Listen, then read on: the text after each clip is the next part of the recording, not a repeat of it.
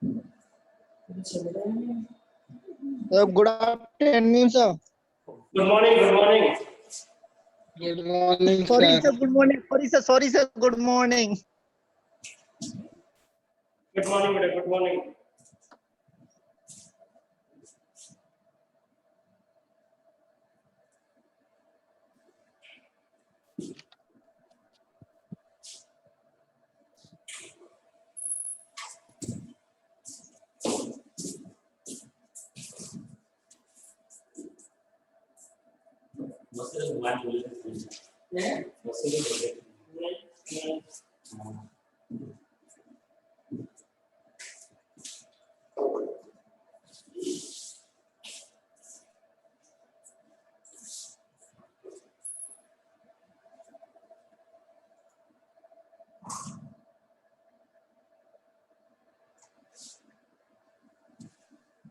चलिए स्टार्ट करते हैं. Good morning all of you.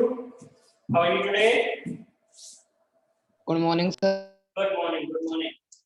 चलिए स्टार्ट करें हम. तो कौन बताएगा हम लास्ट क्लास में क्या पढ़ रहे थे?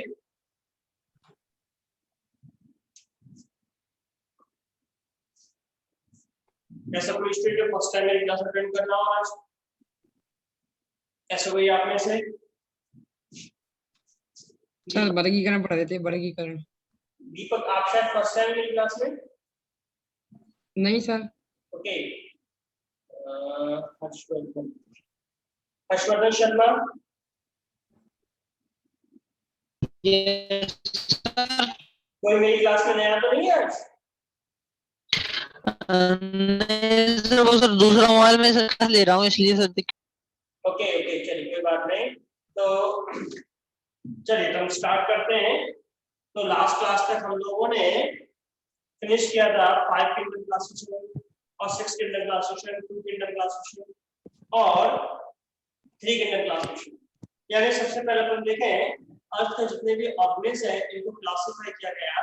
2 किंगडम क्लासिफिकेशन मैं रिपीट करूंगा, ध्यान देना. लास्ट क्लास का 2 जगत वर्गीकरण. 2 जगत वर्गीकरण यानी कि 2 किंगडम क्लासिफिकेशन किसने किया था? Carlos Linnaeus. फिर आया था 3 जगत वर्गीकरण यानी 3 किंगडम क्लासिफिकेशन. ये किसने दिया था? Ernest Haeckel. फिर आया था 4 किंगडम क्लासिफिकेशन जिसे कॉपलैंड ने लिया. फिर आया 5 किंगडम क्लासिफिकेशन या 5 जगत वर्गीकरण. 5 जगत वर्गीकरण किया गया था विटेकर ने. फिर बात आया था मैंने आपको 6 किंगडम क्लासिफिकेशन या 6 जगत वर्गीकरण, 6 जगत वर्गीकरण जिसे किसने दिया था? याद करें, जिसे बताया था डॉर्टेल और ग्रे. तो अभी तक हमने पढ़ा कि जीवों के अध्ययन को सरल बनाने के लिए उनको वर्गीकृत किया जाता है. क्या किया जाता है? वर्गीकरण. यानी कि उनके अध्ययन को सरल इजी बनाने के लिए जीवों को हम वर्गीकृत करते हैं. डिफरेंट अलग अलग वैज्ञानिकों ने अलग अलग तरीके से इसको वर्गीकृत किया. जो मुख्य रूप से एक्सेप्ट किया हुआ यानी मान्य किया हुआ वर्गीकरण है वो किसका है? 5 जगत वर्गीकरण यानी कि विटेकर. तो हमने देखा जगत के जितने भी जीव हैं उनको 5 जगतों में क्लासिफाई किया गया है, वर्गीकृत किया गया है. आज हम एक एक जगत की बात करेंगे. तो सबसे पहले जो हम बात कर रहे हैं बेटा, ध्यान देना, सबसे पहले हम बात करेंगे जगत मोनेरा. जगत मोनेरा यानी कि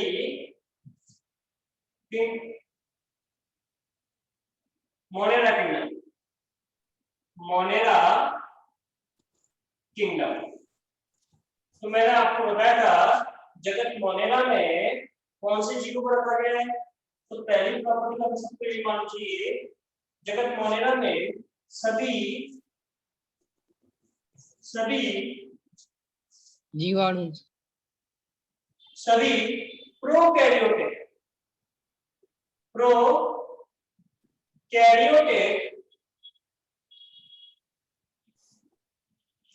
जीवों को वर्गीकृत किया गया. याद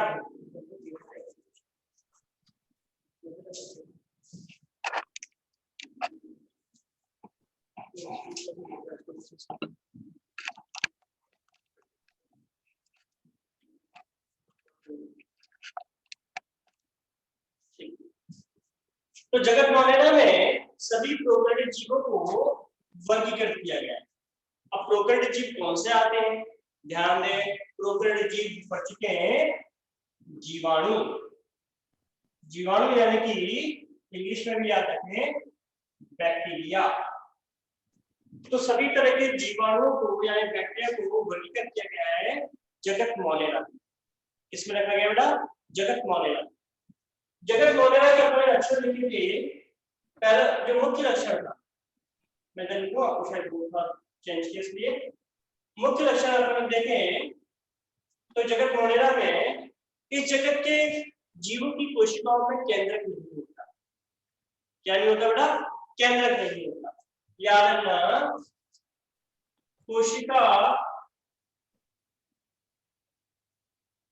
कोशिकाओं में केंद्रक यानी कि न्यूक्लियस अनुपस्थित होता है। याद रखिएगा, इस जगत के जीवों की कोशिकाओं में केंद्रक नहीं होता।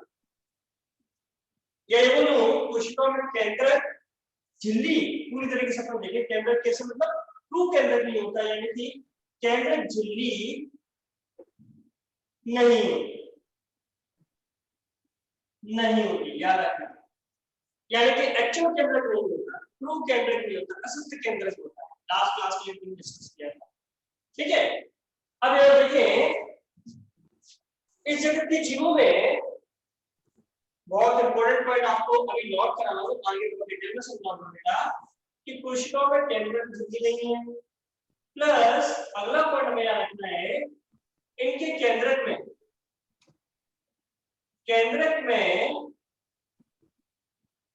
डीएनए के साथ, बहुत इंपॉर्टेंट पॉइंट है ये, डीएनए के साथ हिस्टोन प्रोटीन, कौन सी बेटा, हिस्टोन प्रोटीन भी अनुपस्थित होती है। ये पॉइंट बहुत इंपॉर्टेंट है। यानी कि प्रोकैरियोटिक कोशिकाओं में या जीवाणुओं में केंद्रक झिल्ली नहीं है और याद रखना हिस्टोन प्रोटीन भी नहीं है। ये क्या होती है आपको मैं आगे बताने वाला हूं। अभी इतना याद रखें कि मोनेरा जगत के जो जीवाणु होते हैं उनकी केंद्रक झिल्ली के साथ साथ उनमें हिस्टोन प्रोटीन भी अनुपस्थित होती है। ठीक है, सारे पॉइंट आपने नोट कर लिए होंगे। मोनेरा जगत में मैंने बताया जीवाणुओं को रखा गया। अब ये जीवाणु यानी कि बैक्टीरिया, इनको अपन 4 ग्रुप में क्लासिफाई किया, 4 ग्रुप में वर्गीकृत किया गया। ध्यान से देखना, आपने नाम सुने होंगे लेकिन हमेशा रख लेते हैं, आप समझना है। यानी इस धरती पर जीवाणु यानी बैक्टीरिया जो मोनेरा जगत में रखे गए हैं, इनको 4 वर्गों में वर्गीकृत किया गया है। यानी जीवाणु 4 तरह के होते हैं। कौन कौन से, ध्यान दें। सबसे पहले आते हैं आर्की बैक्टीरिया। ऐसे ही याद करेंगे बेटा जिससे हमें भविष्य में कभी दिक्कत नहीं है। आर्की बैक्टीरिया, आर्की बैक्टीरिया, धीरे धीरे सुनेंगे याद कर जाएंगे। आर्की बैक्टीरिया, पहले बैक्टीरिया कौन सा होता है, पहले जीवाणु कौन सा होता है, आर्की बैक्टीरिया। आर्की बैक्टीरिया रखनी चाहे हिंदी पढ़ना हो चाहे इंग्लिश पढ़ना, ठीक है, क्योंकि क्वेश्चन इसी से आएंगे। सेकंड नंबर पे आते हैं you bacteria. You bacteria, you bacteria, you bacteria जिन्हें सत्य बैक्टीरिया भी बोला जाता है। तीसरे नंबर पे आते हैं जीवाणु, कौन से, साइनो बैक्टीरिया। साइनो बैक्टीरिया आपने नाम सुना होगा, साइनो बैक्टीरिया, जिसे अपन ब्लू ग्रीन एलगी यानी बीजेबी बोलते हैं। नीले हरे शैवाल, इन्हें बेटा नीले हरे शैवाल भी बोला जाता है, याद रखिएगा ब्लू ग्रीन एलगी। और चौथे नंबर पे बैक्टीरिया आते हैं, यानी पूरी अर्थव्यवस्था धरती पर अपन देखें तो 4 तरह के जीवन यानी बैक्टीरिया दिखाई देते हैं। आर्कीबैक्टीरिया, यूबैक्टीरिया, साइनोबैक्टीरिया और लास्ट में आते हैं, आपने नाम सुना होगा माइकोप्लाज्मा। माइकोप्लाज्मा कभी नाम सुना माइकोप्लाज्मा का किसी ने? Yes sir. कहाँ सुना है, कोई बता पाएगा?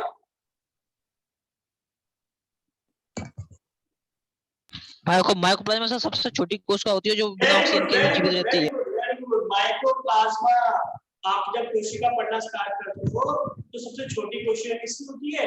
माइकोप्लाज्मा की होती है। Smallest cell of the earth mycoplasma. अभी तक हमने पढ़ रखा है सबसे छोटी कोशिका माइकोप्लाज्मा की होती है, लेकिन आज हमें ये भी पता चल गई कि सबसे छोटी कोशिका माइकोप्लाज्मा की है। वो है क्या? वो जीवाणु होते हैं जैसे कि बैक्टीरिया है। इन्हें बेटा पीपीएलओ भी बोलते हैं। पीपीएलओ पपलू, अपन क्या बोलेंगे इसको आगे चल के पपलू बोलेंगे, ठीक है। माइकोप्लाज्मा जिसे पीपीएलओ भी बोलते हैं। याद रखना जीवाणुओं को 4 वर्गों में क्लासिफाई किया गया, वर्गीकृत किया गया। आर्कीबैक्टीरिया, यूबैक्टीरिया, साइनोबैक्टीरिया जिसे नीले हरे शैवाल बोलते हैं, देन माइकोप्लाज्मा। कौन सा होगा बेटा? माइकोप्लाज्मा। तो याद रखना बैक्टीरिया क्लासिफाइड इनटू 4 कैटेगरीज। कौन-कौन से? Archaebacteria, eubacteria, cyanobacteria, mycoplasma. मैं बार-बार रिपीट इसलिए कर रहा हूं सुनने से याद होगा जल्दी। तो बैक्टीरिया को जो मॉडर्न जगत में आते हैं 4 वर्गों में रखा गया है। Archaebacteria, eubacteria, cyanobacteria, mycoplasma. अब सबसे पहला काम तो हमें ये करना है बेटा कि आपसे कभी कोई पूछे इस अर्थ पर सबसे पहले कौन से बैक्टीरिया आए, तो सबसे पहले मॉडर्न जगत में जीव आए। मॉडर्न जगत में भी सबसे पहले कौन सा है? आर्कीबैक्टीरिया। कौन सा है बेटा? आर्कीबैक्टीरिया।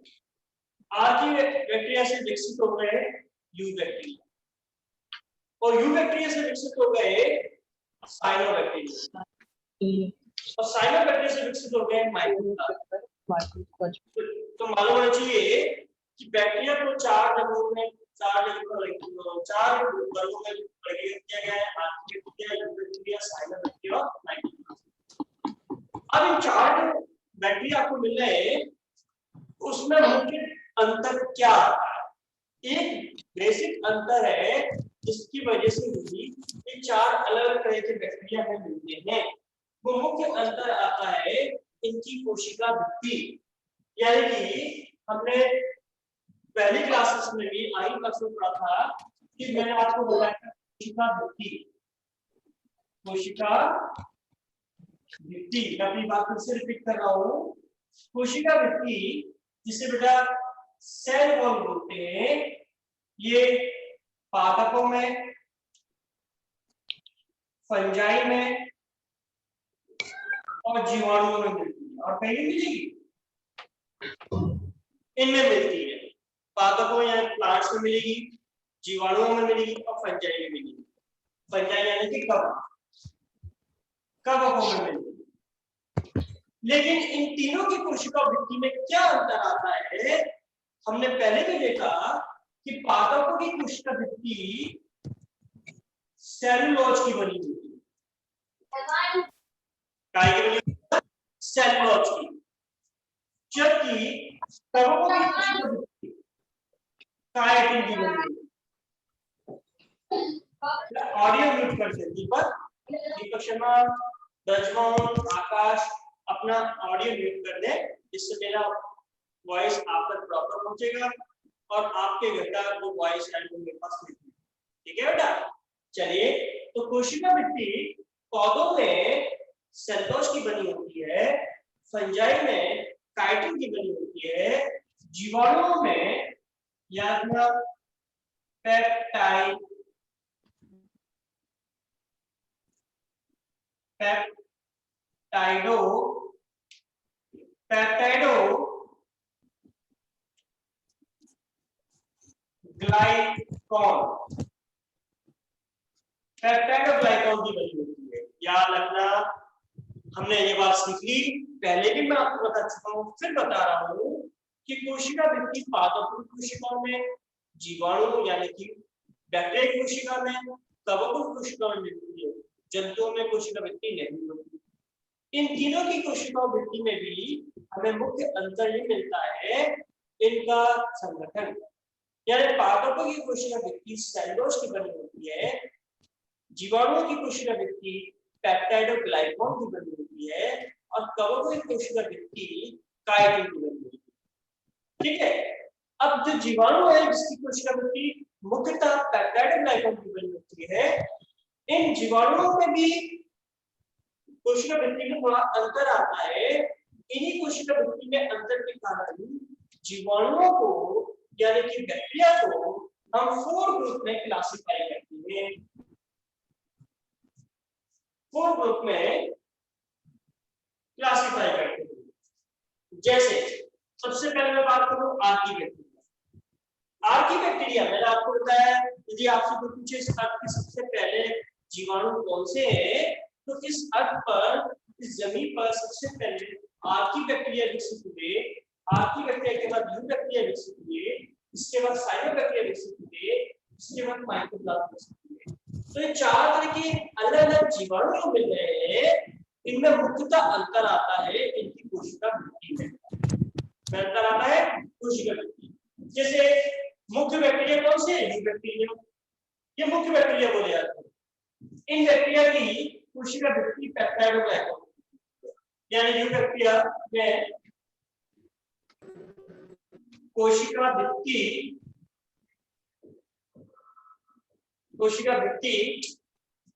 काय की बनी होती है? पेप्टाइडोग्लाइकॉन।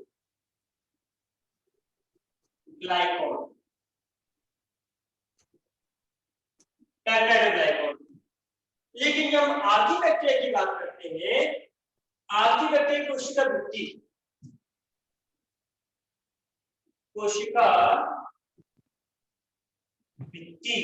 आर्की बैक्टीरिया की कोशिका वृद्धि, याद रखना सेल वॉल ये बनी होती है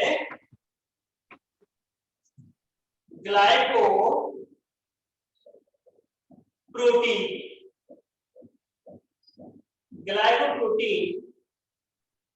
एवं सूडोम्यूरिन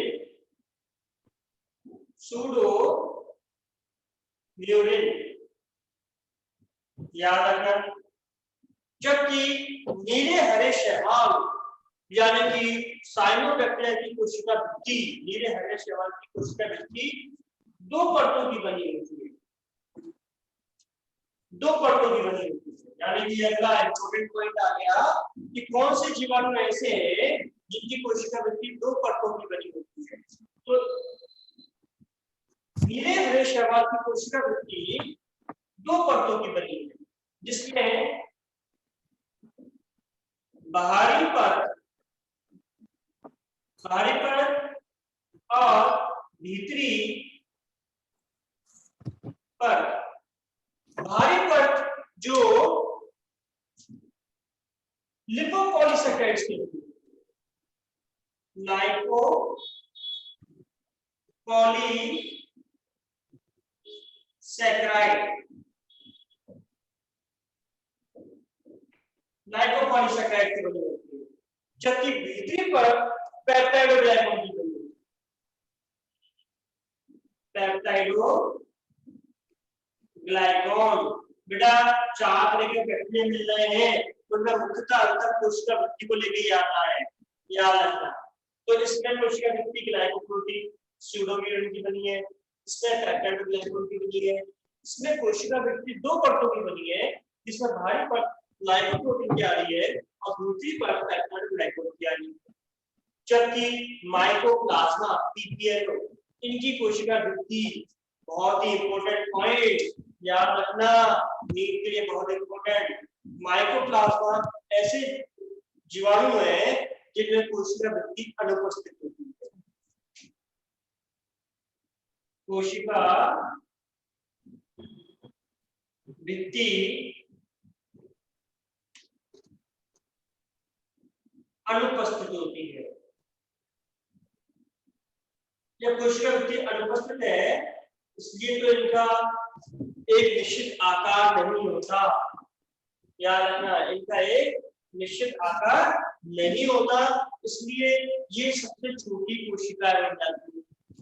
तो आपको सबसे ज्यादा पूछा जाता है ऐसे कौन से जीवाणु हैं जिनमें कोशिका वृत्ति नहीं होती, तो याद रखना है माइकोप्लाज्मा, पीपीएलओ। माइकोप्लाज्मा यानी कि पीपीएलओ इस अर्थ के ऐसे जीवाणु हैं जिनमें कोशिका वृत्ति नहीं होती। तो सबसे पहले मैं अपनी बात को रिपीट करूं सारी। मैंने आज स्टार्ट किया सर। हेलो सर, क्या बेटा? ये कौन सा है? ये आर्की बैक्टीरिया के सेकंड नंबर पे क्या लिखा है? ये archaebacteria pseudo murein, glyco pseudo level. क्या बेटा? ये क्या लिखा है? ग्लाइकोप्रोटीन एवं pseudo murein. Clear? Pseudo murein. Yes sir, हो गया। ओके, तो आप देखोगे कि हमने जगत मोनेरा स्टार्ट किया। मोनेरा जगत को हमने मोनेरा जगत कौन सी जीव को रखते हैं? प्रोकैरियोटिक कोशिका वाले जीव। और प्रोकैरियोटिक कोशिका वाले जीव कौन से होते हैं? जीवाणु। तो जीवाणु भी हमने देखा कितने चार को लेके हैं, 4 को लेके, आर्की बैक्टीरिया, यूबैक्टीरिया, साइनोबैक्टीरिया और फाइनली माइकोप्लाज्मा। माइकोप्लाज्मा ऐसे बैक्टीरिया होते हैं या जीवाणु हैं जिनमें कोशिका वृत्ति नहीं होती, बाकी सभी में कोशिका वृत्ति उपस्थित होती है, याद रखिएगा। और सबकी कोशिका वृत्ति में ही अंतर आता है, इसलिए बैक्टीरिया को यानी जीवाणु को 4 ग्रुप में वर्गीकृत किया गया है। हम एक एक करके बैक्टीरिया के बारे में पढ़ना स्टार्ट करेंगे। यहाँ तक किसी को कोई डाउट तो नहीं भाई? No sir. ओके, साफ नहीं दिख रहा है सर। क्या बेटा? साफ नहीं दिख रहा है। ये क्या लिखा है? वो बैक्टीरिया के दूसरे नंबर पे। कौन सा ये? हाँ नहीं, ये सेकंड है, इसके नीचे। पेप्टाइडोग्लाइकॉन लिखते समय सुना भी करें, भूल क्या ना, बोलने से जल्दी समझ में आएगा। पेप्टाइडोग्लाइकॉन मैंने कई बार रिपीट किया, पेप्टाइडोग्लाइकॉन। ठीक है बेटा? चलिए देन आई थिंक सभी ने नोट किया। अब एक एक करके बैक्टीरिया के बारे में पढ़ना स्टार्ट करेंगे। सर 1 मिनट रुकिए सर। हाँ, ड्रॉप कर लीजिए बेटा।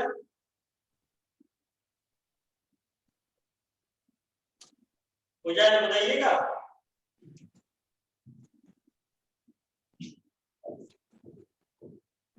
यस सर, कर दीजिए। ओके,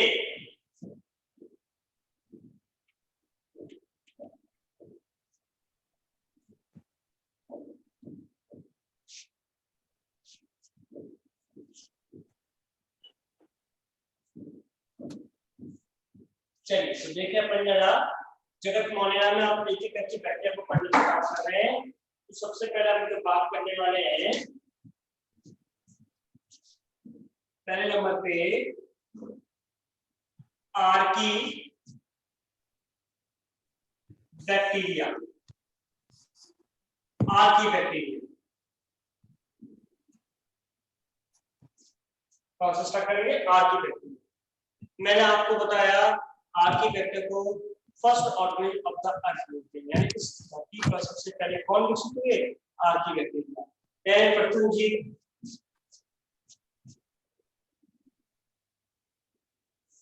पहला पॉइंट आता है आर्की बैक्टीरिया, ये प्रथम जीव हो गए। इस धरती के पहले जीव किसे बोला जाता है? Archie bacteria. याद रखना, ठीक है? जब आर्की बैक्टीरिया विकसित हो गए, क्योंकि जब हम एक चैप्टर पढ़ेंगे उद्विकास, जूलॉजी का पढ़ोगे, उसमें देखोगे धरती कैसे बनी। क्वेश्चन आता है अंडा पहले आया है मुर्गी पहले, तो ये क्वेश्चन आपका सॉल्व होगा कब? जब आप उद्विकास पढ़ोगे। विकास यानी कि मानव जाति का विकास कैसे हुआ, जीवों का विकास कैसे हुआ। तो उसमें आगे देखोगे इस अर्थ पर जब जिस धरती का विकास हुआ तो धरती पर विकास के समय सारी स्थितियां विपरीत थी, यानी कि तापमान बहुत ज्यादा था, तापमान बहुत ज्यादा था, ठीक है। इसके साथ साथ अम्लीयता बहुत ज्यादा थी, यानी कि पीएच ज्यादा थी, ठीक है। पीएच लो थी, मतलब पीएच लो हो गई, ठीक है ना। इसके साथ साथ पानी वाटर अनुपस्थित था, यदि था भी तो तापमान ज्यादा होने के कारण वाष्प फॉर्म में था, वेपर फॉर्म में था, पानी था नहीं, ठीक है ना। तो सारी परिस्थितियां विपरीत थी, इसलिए धरती के विकास के समय कोई भी जीव सर्वाइव नहीं कर पा रहा था, जीवित नहीं रह पा रहा था। कोई भी सेल बनती तो इन विपरीत परिस्थितियों के कारण वो नष्ट हो जाती। लेकिन आर्किबैक्टीरिया इस धरती के पहले से जीव रहे जो इन सभी विषम परिस्थितियों में, यानी कि तापमान विपरीत होने पर, अम्लीयता होने पर, पानी की अनुपस्थिति में भी ये जीव जीवित रह गए और सरवाइव करते रहे। इसलिए बेटा बहुत इंपॉर्टेंट नीड के लिए याद रखना, आर्किबैक्टीरिया को विषम परिस्थितियों का जीव भी बोलते हैं। याद रखना, विषम परिस्थितियों का जीव किससे बोला जाता है? आर्किबैक्टीरिया को, यानी कि ऑर्गेनिज्म ऑफ एडवर्स कंडीशंस, यानी विपरीत परिस्थितियों में जीव किसे बोलते हैं? आर्किबैक्टीरिया को। क्यों बोल रहे हैं ये भी पता चल गया कि जब धरती का विकास हुआ तो सारी परिस्थितियां विषम थी, तापमान बहुत ज्यादा था, अम्लीयता बहुत थी, इसके साथ साथ पानी नहीं था, गैसेस भी प्रॉपर नहीं थी। तो इन परिस्थितियों में कोई भी कोशिका जीवित नहीं रह पा रही थी। केवल आर्किबैक्टीरिया से जीव विकसित हुए जो सारी विषम परिस्थितियों को झेलते गए और जीवित रहे। इसलिए इन्हें ऑर्गेनिज्म ऑफ एडवर्स कंडीशन यानी विषम परिस्थिति में जीव भी बोलते हैं, ठीक है। तो मैं आपको क्लियर से सिखा रहा हूँ आर्किबैक्टीरिया इस अर्थ के प्रथम जीव, लेकिन आज भी सब जीवों में परिवर्तन आ गया है, लेकिन आर्किबैक्टीरिया आज भी हमें मिल जाते हैं। कहाँ मिलते हैं थोड़ी देर बाद बताने वाला हूँ। तो आर्किबैक्टीरिया इतने सदियों पहले विकसित हुए और आज भी जीवित फॉर्म में मिल जाते हैं। इसलिए अगला इंपॉर्टेंट पॉइंट, इन्हें जीवित जीवाश्म भी कहते हैं। ये पॉइंट भी बहुत इंपॉर्टेंट हो गया। जीवित जीवाश्म किसे बोला जाता है? आर्किबैक्टीरिया को। प्रथम जीव किसको बोल दिया? आर्किबैक्टीरिया को। विषम परिस्थितियों का जीव किसे बोलते हैं? आर्किबैक्टीरिया को। याद रखना सारे पॉइंट पूरे जितनी क्लियर चाहिए।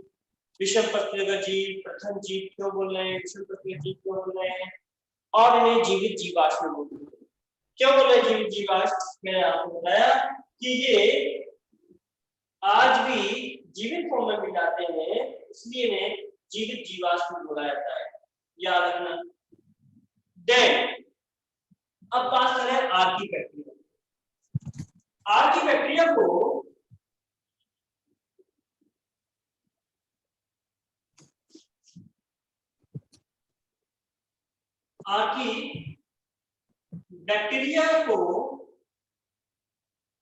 भी हम यानी आर्किबैक्टीरिया भी 3 प्रकार के होते हैं। कितने प्रकार के? 3 प्रकार के आर्किबैक्टीरिया। कौन कौन से देखिए अपन जरा। सबसे पहले आते हैं इसमें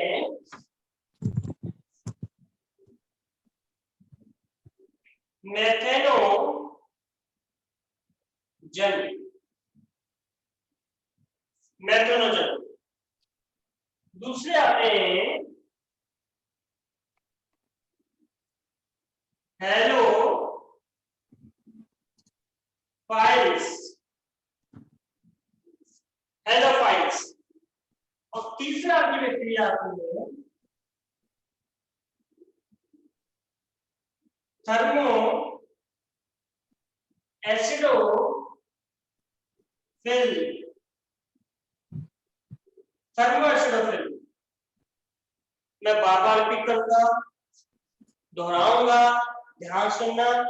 आपकी बैक्टीरिया को जिन्हें प्रथम जीव भी बोला गया, जिन्हें जीव और विषम प्रत्युत्तर बोला गया, जिन्हें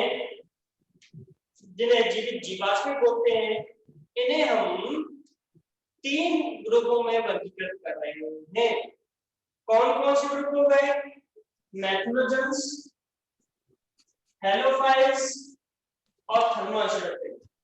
यानी आपकी बैक्टीरिया भी 3 तरह के हो। अब बहुत ही इंपॉर्टेंट बातें ध्यान से सुनिएगा।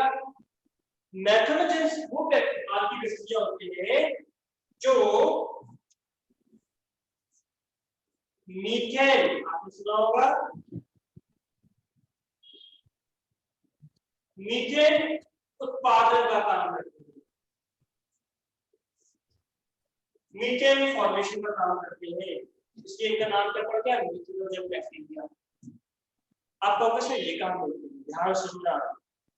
मेथनोजेन बैक्टीरिया आज भी जीवित फॉर्म में जिंदा हैं। कहाँ?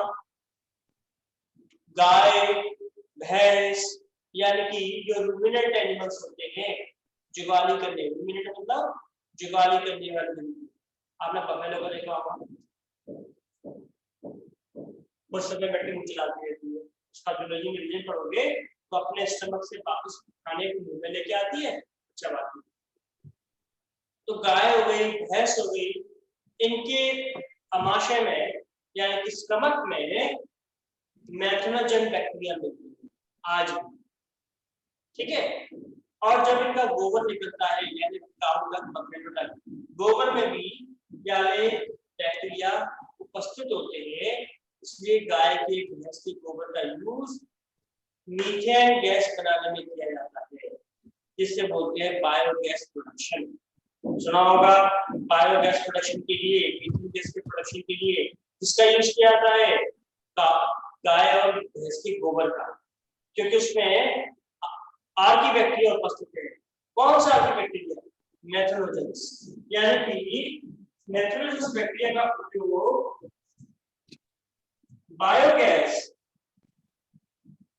बायोगैस यानी कि जैविक गैस, गैस बनाने में किया जाता है। बहुत ही इंपॉर्टेंट हो गया ये बात। सबको क्लियर होगी बेटा? सबको क्लियर है? Yes sir. ओके, सर एक बार फिर समझा दो।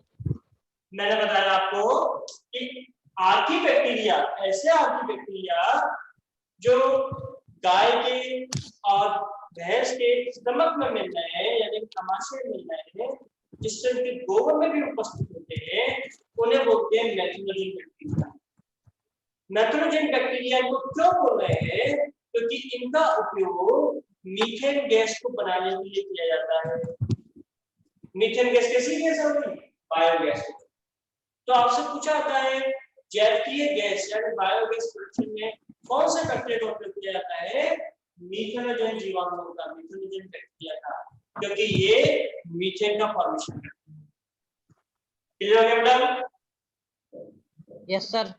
ओके, दूसरा देखिए, हेलोफाइल्स।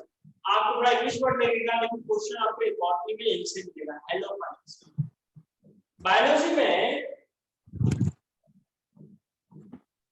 हेलो का मतलब मिलता है, हेलो। तो हेलो का मतलब वाला नहीं, हेलो कौन बोल रहे हैं वाला हेलो नहीं। बायोलॉजी में हेलो का मतलब होता है लवण, लवण। यानी कि ऐसे आर्की बैक्टीरिया जो लवणीय क्षेत्र यानी कि जहां पर नमक ज्यादा होता है, साल्ट ज्यादा होता है, लवणीय क्षेत्र में विकसित होने वाले या ग्रो करने वाले आपकी बैक्टीरिया को क्या बोलते हैं? हेलोफाइट्स। यानी वो आपकी बैक्टीरिया जो लवणीय क्षेत्र में मिलते हैं। लवणीय क्षेत्र कौन सा होता है? समुद्र का किनारा। आपने देखा होगा समुद्र का पानी कैसा होता है? खारा पानी होता है, नमक बहुत ज्यादा होता है कि नहीं? तो उसके आसपास जो क्षेत्र होता है, मिट्टी होती है, वो लवणीय होती है, साल्टेड होती है। तो उन लवणीय या साल्टेड मिट्टी में कौन से जीवाणु मिलते हैं? हेलोफाइट्स। कौन से मिलते हैं बेटा? हेलोफाइट्स। याद रखिएगा, कौन से मिलेंगे? हेलोफाइट्स। देन अगला देखें थर्मोएसिडोफिल। थर्मो नाम से क्लियर है, रटना नहीं है, समझना है। थर्मो का मतलब क्या हो गया? और साथ लिखेंगे, थर्मो का मतलब हो गया तापमान। एसिडो मतलब अम्लीय। अम्लीय यानी कि ऐसे आर्की बैक्टीरिया जो उच्च तापमान और अम्लीय परिस्थिति में जीवित रहते हैं, उन्हें बोलते हैं एसिडोफिल। क्या बताया गया? जो उच्च तापमान और अम्लीय में ग्रो करते हैं, विकसित होते हैं, उन्हें बोलते हैं थर्मोएसिडोफिल। तो बेटा आपने आज की अभी तक की क्लास में हमने ये देखा कि जीवाणुओं को 4 वर्गों में वर्गीकृत किया गया: Archie bacteria, you bacteria, cyanobacteria और माइकोप्लाज्मा। हमने पहला स्टार्ट कर दिया आर्की बैक्टीरिया। आर्की बैक्टीरिया जो इस धरती के प्रथम जीव बोले जाते हैं, ये विषम परिस्थितियों में भी जीवित रहते हैं, इसलिए ऑर्गेनिज्म ऑफ एडवर्स कंडीशंस बोलते हैं। इन्हें जीवित जीवाश्म भी बोला जाता है क्योंकि ये आज भी जीवित जीव फॉर्म में मिल जाते हैं। देन आर्की बैक्टीरिया को 3 तरह में वर्गीकृत किया गया है। कौन कौन से? वो आर्की बैक्टीरिया जो मीथेन का फॉर्मेशन करते हैं, उन्हें मीथेनोजन बोलते हैं। जो आर्की बैक्टीरिया लवणीय क्षेत्र में रहते हैं, उन्हें हेलोफाइट्स बोलते हैं। थर्मोएसिडोफिल वो आर्की बैक्टीरिया जो उच्च तापमान और अम्लीयता यानी कि लो पीएच पर, कम पीएच पर रहते हैं, उन्हें बोलते हैं थर्मोएसिडोफिल। सबको आर्की बैक्टीरिया सारी बात क्लियर होगी बेटा? Yes sir. बहुत बढ़िया, सभी लोग नोट कर लीजिए बेटा। ये तो हमारी बात हुई आर्की बैक्टीरिया की, नोट कर लीजिए। बहुत बढ़िया।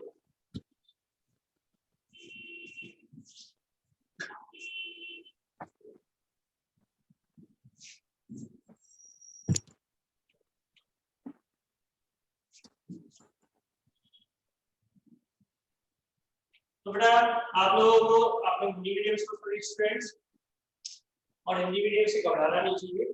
मैंने आपको पहले ही बोला कि मेरी भी बीएससी तक हिंदी मीडियम से रहा, ठीक है ना?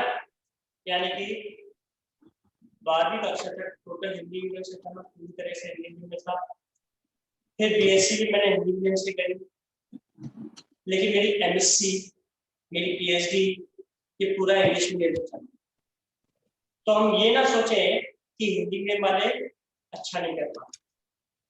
हिंदी मीडियम वाले बहुत अच्छा कर सकते हैं, थोड़ी सी मेहनत की जरूरत है। यदि उनको सही मार्गदर्शन मिलता रहे, सही गाइडेंस मिलता रहे, तो आपको बता दूं हिंदी मीडियम वाले बच्चे मेहनत की याद होने के कारण अच्छा रिजल्ट देते हैं। तो हमें साथ साथ को पढ़ते जाना है, थोड़ी सी मेहनत करते जाना है। जो हमारे टीचर्स हमें बताते जा रहे हैं उसको रोज रोज तैयार करते हैं, तो आपकी लोग की अच्छी नॉलेज हो जाएगी, ठीक है ना? हिंदी मीडियम से कभी घबराना नहीं चाहिए, मैं हिंदी मीडियम से रहा हूँ, लेकिन आज मुझे लगभग लगभग 15 साल हो गए टीचिंग में, 15 ईयर्स। आपको मेरी एज देख के लगेगा, हालांकि मैं आपको 2 साल 3 साल छोटा ही होगा। तो आप देखोगे इंग्लिश से पढ़ना चाहिए, और शुरू से मैं इंग्लिश मीडियम में पढ़ा हूँ, हिंदी में भी पढ़ा है। तो ये याद रखना, थोड़ी सी मेहनत करेंगे तो उसका कहीं ना कहीं में फल जरूर मिलेगा, याद रखना। तो हमने बात करी आर्थिक बैक्टीरिया। अब दूसरे नंबर पे कौन से पढ़ने, सेकंड नंबर कौन से पढ़ने, यू बैक्टीरिया। यू बैक्टीरिया यानी सत्य बैक्टीरिया, एक्चुअल बैक्टीरिया जिसको बोलते हैं, यू बैक्टीरिया। यू बैक्टीरिया जिन्हें सत्य जीवाणु,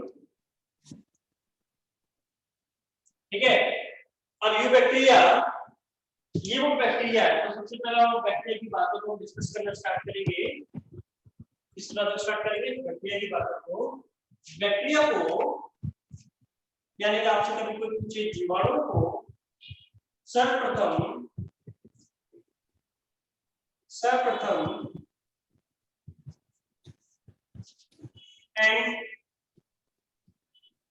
एंटोनी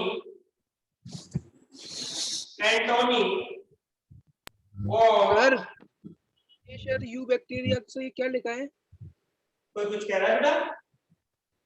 सर ये यू बैक्टीरिया लिखा है ना सर ऊपर, हाँ, तो उसके सर ये बगल में क्या लिखा है दिख नहीं रहा। सत्य जीवाणु। यू बैक्टीरिया को क्या बोलते हैं? सत्य, ट्रू बैक्टीरिया, सत्य जीवाणु। यस ओके, तो जीवाणुओं को याद रखना, जीवाणुओं को सर्वप्रथम एंटनी वॉन ल्यूवेनहॉफ ने, साइंटिस्ट का नाम है, थोड़ा सा याद रखना है, एंटनी वॉन ल्यूवेनहॉफ, एंटोनी वॉन ल्यूवेनहॉफ ने खोजा। किसने खोजा? एंटनी वॉन ल्यूवेनहॉफ ने सर्वप्रथम जीवाणुओं को खोजा। ठीक है, कहां से खोजा गया? हमारे दांत होते हैं, दांत के तरफ चारों तरफ पीला पीला सफेद सफेद कवरिंग होती है, जिसे हम नाखून से भी निकाल सकते हैं, जिसे हम पेस्ट से साफ करते हैं। उसी चीज से जीवाणुओं को एंटनी वॉन ल्यूवेनहॉफ ने खोजा, और इन्होंने बताया कि जीवाणु पादपों व जंतुओं में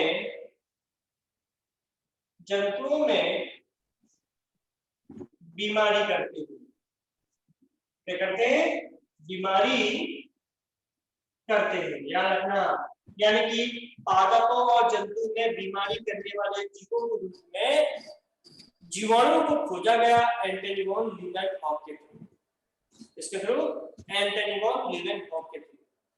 तो अब मैं आई आपने नोट कर दिया होगा, अब मैं आपकी यू बैक्टीरिया की आपको क्या बताने वाला हूं,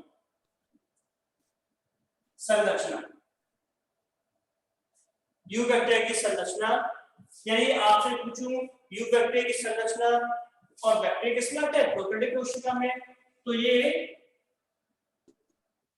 प्रोकैरियोटिक जीवों की संरचना भी होगी, याद रखिएगा। यानी कि मैं यू बैक्टीरिया की संरचना, यही प्रोकैरियोटिक जीवों की संरचना नहीं बता रहा। तो मैं वैज्ञानिक नोट कर लिए, एंटनी वॉन ल्यूवेनहॉफ ने जीवाणुओं को खोजा। इसके बाद अपन देखें, तो ध्यान से देखिएगा, आपको बहुत इंपॉर्टेंट पॉइंट बता रहा हूँ, लिखित एग्जाम में भी आता है, इसके साथ साथ नीट के लिए बहुत इंपॉर्टेंट है। स्ट्रक्चर ऑफ बैक्टीरिया यानी जीवाणुओं की संरचना, यानी कि प्रोकैरियोटिक कोशिका की संरचना। तो यार देखें, सपोज करो कोई जीवाणु,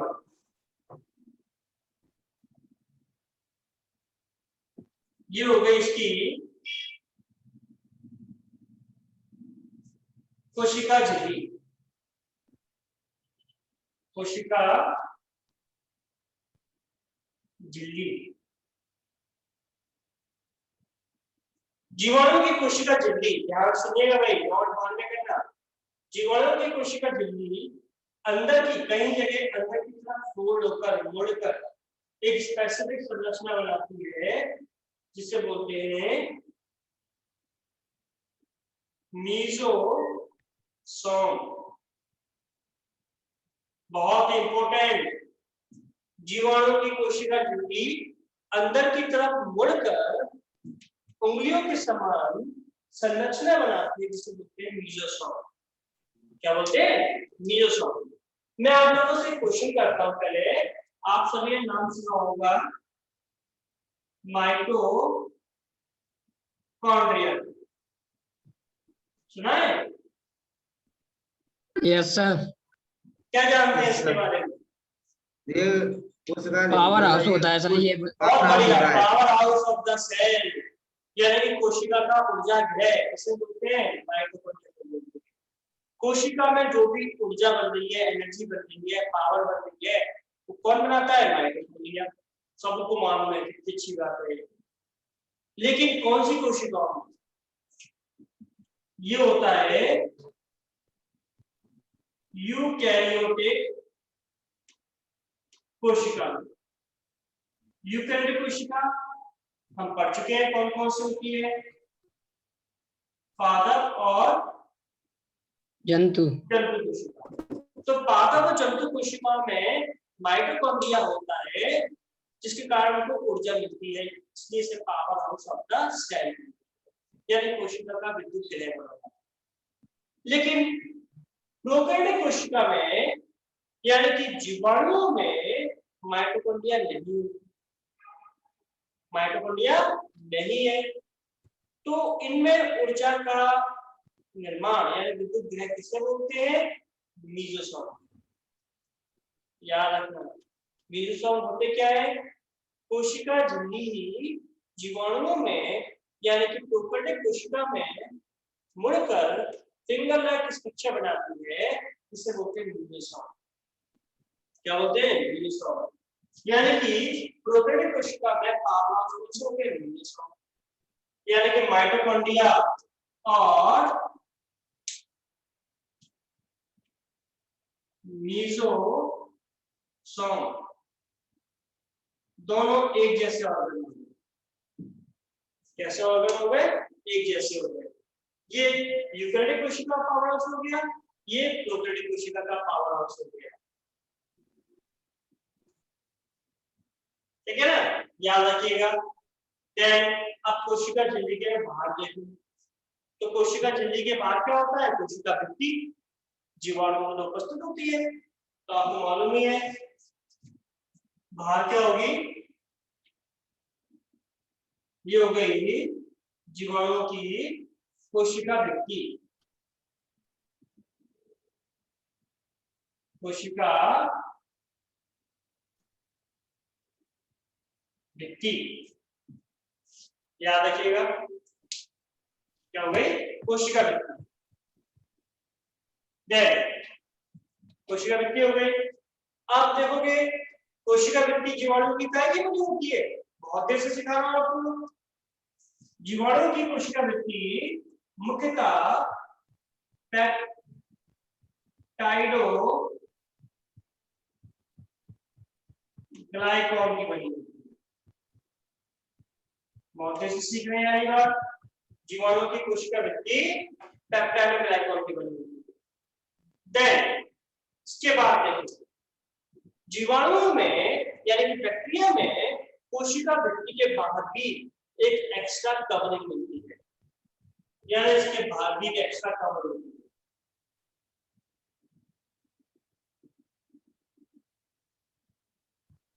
जीवाणुओं में कोशिका भित्ति के बाहर एक एक्स्ट्रा कवर प्रेजेंट होता है।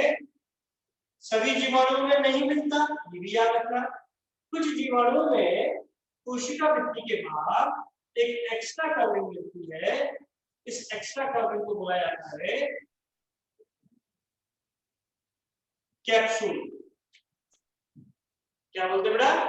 कैप्सूल। बहुत मुख्य अंतर बता रहा हूं, ध्यान सुनना। ऐसे जीवाणु जिनमें कैप्सूल उपस्थित होता है वही जीवाणु रोग कारक होते हैं, यानी कि पादपों में और जंतुओं में रोग कर सकते हैं, बीमारी कर सकते हैं। लेकिन जिन जीवाणुओं में ये कैप्सूल उपस्थित नहीं होता वो रोग कारक नहीं होते, यानी बीमारी नहीं कर सकते। ध्यान सुनना मेरी बात।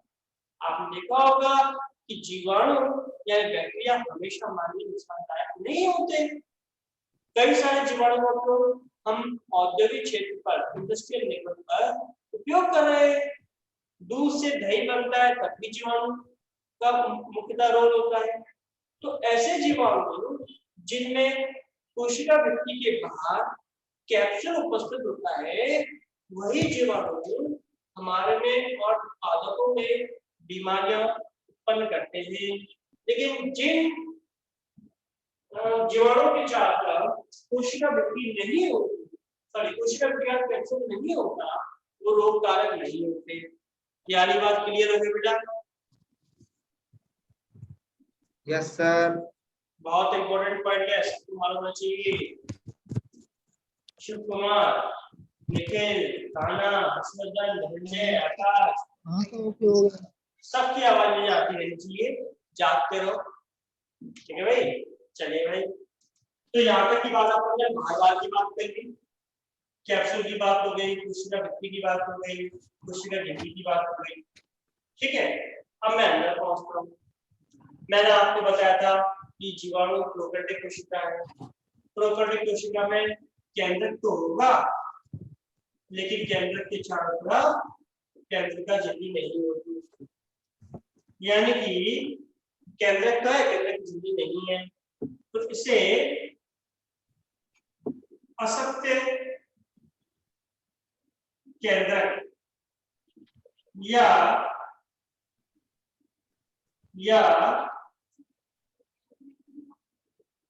न्यूक्लियोइड,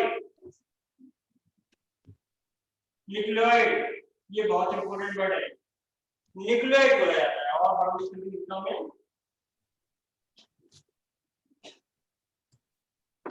न्यूक्लियोइड कहते हैं, ध्यान रखना। यानी कि केंद्रक तो है लेकिन केंद्रक झिल्ली नहीं होती। फिर लिख देता हूं यहाँ पर, केंद्रक झिल्ली अनुपस्थित है। कैसी बेटा? अनुपस्थित है, याद रखिएगा।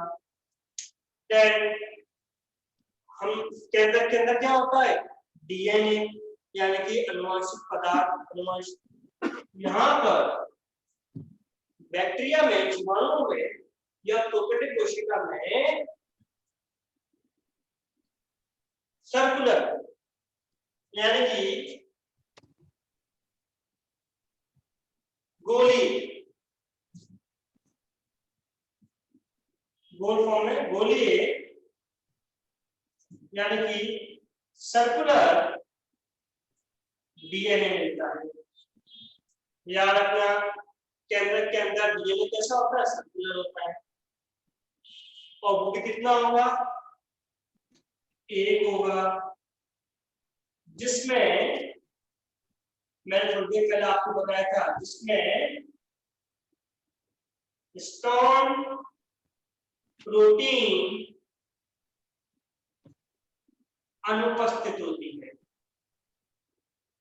मुझे पहले बताया था कि प्रोकैरियोटिक कोशिका में हिस्टोन प्रोटीन नहीं होती, तो केंद्रक के अंदर डीएनए तो मिलता है, वो भी कैसा है? एक है, वो भी सर्कुलर है, राउंडेड है, जिसमें हिस्टोन प्रोटीन नहीं होती। क्या नहीं होती? Histone protein. देन केंद्रक के बाहर जितना भी, केंद्रक के बाहर जितना भी द्रव उपस्थित है, इसे अपन क्या बोलते हैं? कोशिका द्रव। कोशिका द्रव, यानी कि इंग्लिश में साइटोप्लाज्म। ये हो गया इसका साइटोप्लाज्म, पूरे में प्रेजेंट होता है साइटोप्लाज्म। ठीक है। अब इन बैक्टीरिया में हम देखें, बैक्टीरिया में जीवाणु में चलने के लिए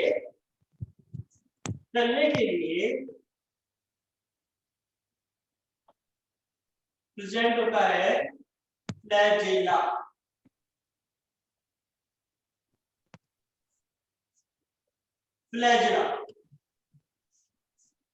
फ्लैजेला जिसके थ्रू बैक्टीरिया चलते हैं। अब यहाँ पर फ्लैजेला के मैं कुछ मुख्य बिंदु बता रहा हूँ। पहले यहाँ तक की बात सबको क्लियर हो गई? सबको क्लियर है बेटा? ठीक है सर, हो गया हो गया। बहुत बढ़िया बेटा।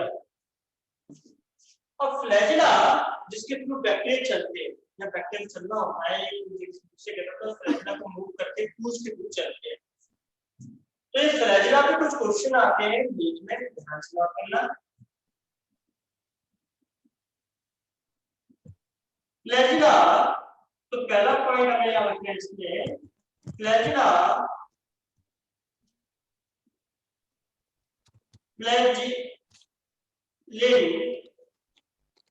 फ्लैजेलेट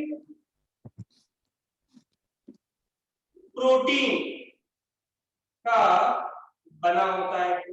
पहला पॉइंट तो ये याद रखना है। यानी बैक्टीरिया फ्लैजेला आपसे पूछा जाता है, बैक्टीरिया फ्लैजेला काय का बना होता है? तो bacteria flagella is made up of flagellate protein. दूसरी बात याद रखिएगा, फ्लैजेलेट प्रोटीन का बना होता है। सेकंड पॉइंट हम लिखेंगे, सेकंड पॉइंट, बैक्टीरिया फ्लैजेला के तीन पार्ट होते, तीन भाग होते। कौन कौन से? एक तो आता है बेसल बॉडी,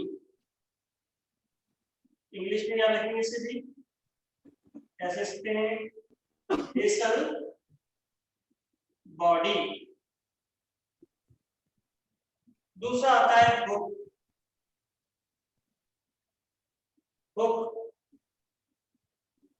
और तीसरा आता है फिलामेंट।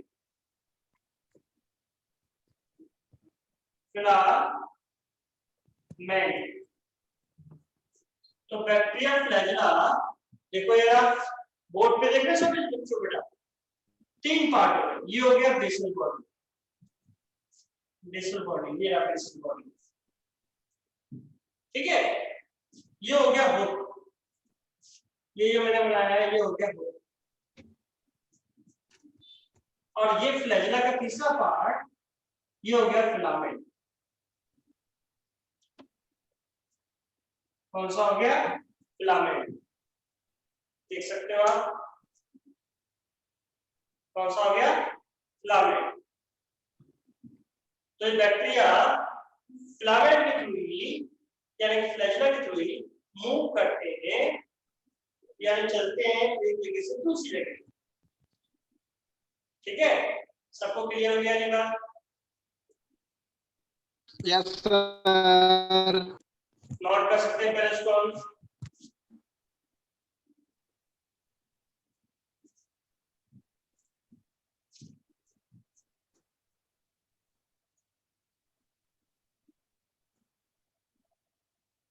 हो गया सर। ओके, अब बहुत ध्यान सुनिएगा। देखो नीट की तैयारी में ये होता है कि जो चीज जहाँ पे आती जाए उसको वहीं पर फिनिश करनी चाहिए। कई टॉपिक ऐसे होते हैं जिन्हें कई चैप्टरों में पढ़ना, लेकिन उन सभी चैप्टर को एक ही जगह कम, जैसे जीवाणु के बारे में कई जगह पढ़ना, लेकिन हम एक ही जगह पूरा इकट्ठा करते हैं जीवाणु में सारी बातें, तो हम सारी बातें समझ में आती रहती है और हमारा क्वेश्चन भी क्लियर होता रहता है। तो अगला पॉइंट बता रहा हूँ, तो ध्यान देना कि जीवाणुओं में जो आनुवंशिक पदार्थ है, यानी कि डीएनए, जीवाणुओं में आनुवंशिक पदार्थ यानी डीएनए केंद्रक के अलावा कोशिका द्रव में भी मिल सकता है,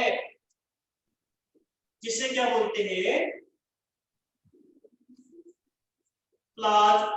मिड, याद रखना, बहुत ही इंपॉर्टेंट वर्ड हो गया प्लाज्मिड। प्लाज्मिड, इसके बारे में नोट करके पढ़िए हम, नोट करिए। जीवाणुओं में अनुवांशिक पदार्थ, जीवाणु में अनुवांशिक पदार्थ अर्थात डीएनए,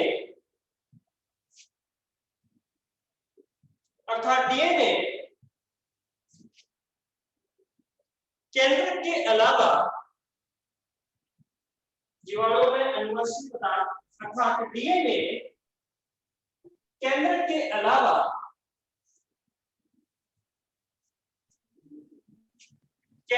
अलावा कोशिका द्रव में भी उपस्थित होता है,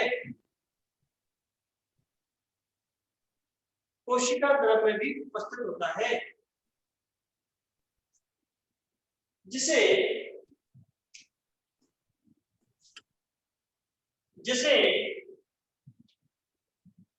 प्लाज्मिड कहते हैं, जिसे प्लाज्मिड कहते हैं। याद रखिएगा, क्या कहते हैं? प्लाज्मिड कहते हैं। जैसे मैंने आपको बताया, जीवाणुओं में अनुवांशिक पदार्थ केंद्र के अलावा कोशिका द्रव में भी मिल रहा है, जिसे क्या बोलते हैं बेटा? प्लाज्मिड कहते हैं। क्या बोल रहे हैं? प्लाज्मिड। तो ये प्लाज्मिड जो केंद्र के बाहर अनुवांशिक पदार्थ होता है, ये भी 3 प्रकार का हो सकता है। कितने प्रकार का हो सकता है? 3 प्रकार। मैं इसके प्रकार का उत्तर बता रहा हूं, ध्यान से देखना।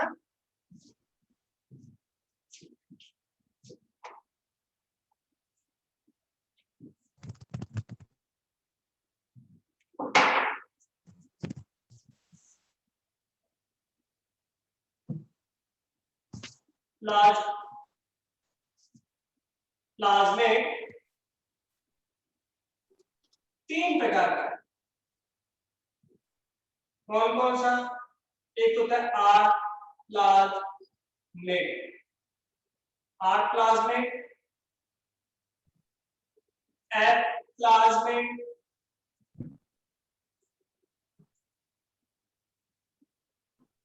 और कोल प्लाज्मिड। इनके बारे में हम आगे बहुत डिटेल से पढ़ेंगे। अभी इतना याद रखना है कि जीवाणुओं में अनुवांशिक पदार्थ केंद्र के बाहर मिलता है, यानी कि कोशिका द्रव में मिलेगा, जिससे क्या बोलते हैं बेटा? प्लाज्मिड। ये प्लाज्मिड मुख्यतः, प्लाज्मिड की बात करता हूं तो ये प्लाज्मिड मुख्यतः 3 प्रकार, आर प्लाज्मिड, कोल प्लाज्मिड और एफ प्लाज्मिड।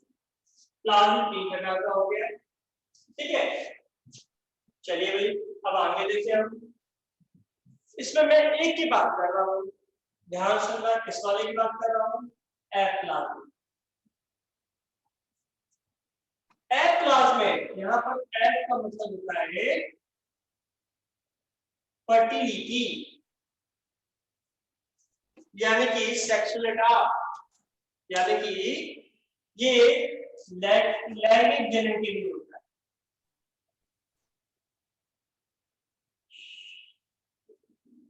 यानी ध्यान सुनिए मेरी बात, जो बैक्टीरिया लैंगिक जनन करते हैं, यानी कि सेक्सुअल रिप्रोडक्शन करते हैं, उन बैक्टीरिया में एफ प्लाज्मिड होता है। बहुत ही इंपॉर्टेंट पॉइंट। केवल वही बैक्टीरिया लैंगिक जनन यानी कि सेक्सुअल रिप्रोडक्शन कर सकते हैं जिनमें एफ प्लाज्मिड होता है। यानी बात क्लियर होगी बेटा सभी को? Yes sir. अब ध्यान सुनिएगा भाई। तो मैंने बताया जिन बैक्टीरिया में एफ प्लाज्मिड होता है, केवल वही बैक्टीरिया लैंगिक जनन कर सकते हैं। इसका मतलब क्या है? तो मान लीजिए एफ प्लाज्मिड है, तो जिनमें एफ प्लाज्मिड होता है वही संरचना बनाते हैं जीवाणु के चारों ओर। इस संरचना को बोला जाता है पिलाई।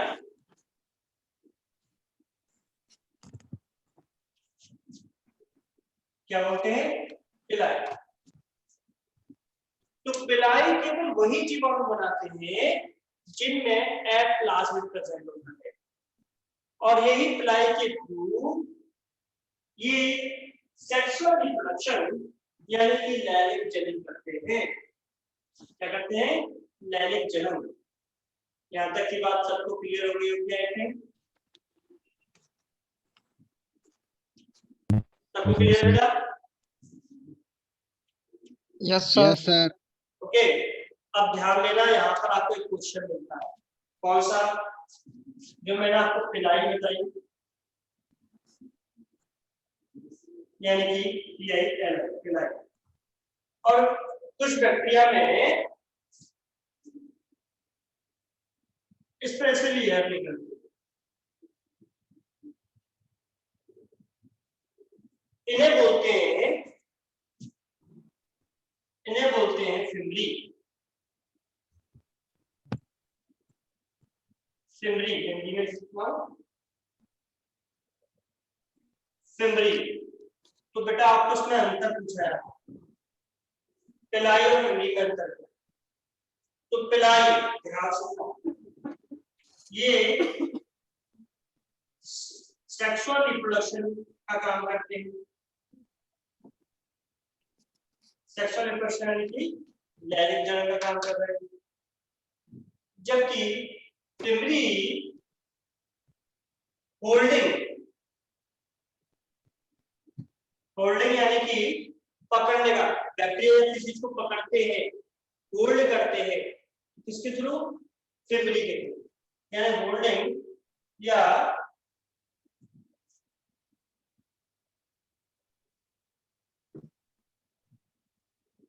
पकड़ने के लिए रिस्पॉन्सिबल होती है। पहली बात। दूसरी बात, पिली हेयर लाइक यानी कि बालों के समान संरचना है। हेयर लाइक होते हैं, बालों के समान होते हैं पिली, सिंगल। लेकिन आप फिमरी देख रहे हो, एक ही जगह से बहुत सारे निकले, एक ही जगह से बहुत सारे। जैसे ये ब्रश के समान संरचना, ये पॉइंट इंपोर्टेंट है। ब्रश के समान आप कोई भी ब्रश देख ले, टूथ ब्रश देख ले, जूते का ब्रश देख ले, तो ब्रश में क्या होता है? ब्रश में एक ही जगह से बहुत सारे हेयर निकले, ठीक है ना? तो जो फिमरी होते हैं बैक्टीरिया में, वो ब्रश के समान होते हैं, जबकि पिलाई किसके समान है? हेयर के समान, बालों के समान संरचना होती है।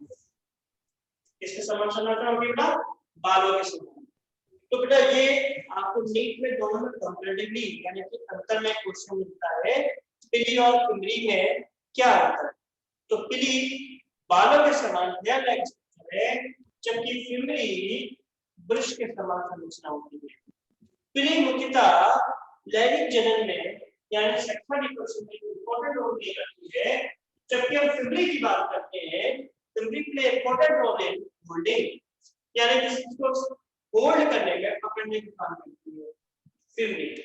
ठीक है, आपने बेटा छोटी क्लास में पढ़ा होगा, हमारी बॉडी में जो भी क्रियाकलाप चल रहा है, जो भी काम चल रहे हैं, वो किस प्लांट्स कंट्रोल होते हैं? ब्रेन से होते हैं नहीं? हमें क्या खाना है, क्या नहीं खाना, क्या पीना है, क्या नहीं पीना, किससे बात करनी चाहिए, किससे नहीं करनी चाहिए, ये सब कंट्रोल कौन कर रहा है? दिमाग ब्रेन। ऐसे ही हमारी हर एक कोशिका में भी जो नियंत्रण होता है वो किसके थ्रू होता है? केंद्र के। यह मुख्यतः न्यूक्लियस ही केंद्र की सभी कोशिकाओं को नियंत्रित करता है। इसलिए केंद्र को अपन ब्रेन ऑफ द सेल कहते हैं। कोशिकाओं का दिमाग किससे मिला जाता है? केंद्र को बोला जाता है। ठीक है, क्यों बोलते हैं? क्योंकि उसमें अनुवांशिक पदार्थ यानी डीएनए होता है। तो मैंने क्या बताया आपको कि केंद्रक कोशिकाओं की सभी क्रियाओं को नियंत्रित करता है। क्यों? क्योंकि इसमें अनुवांशिक पदार्थ मिलता है यानी कि डीएनए।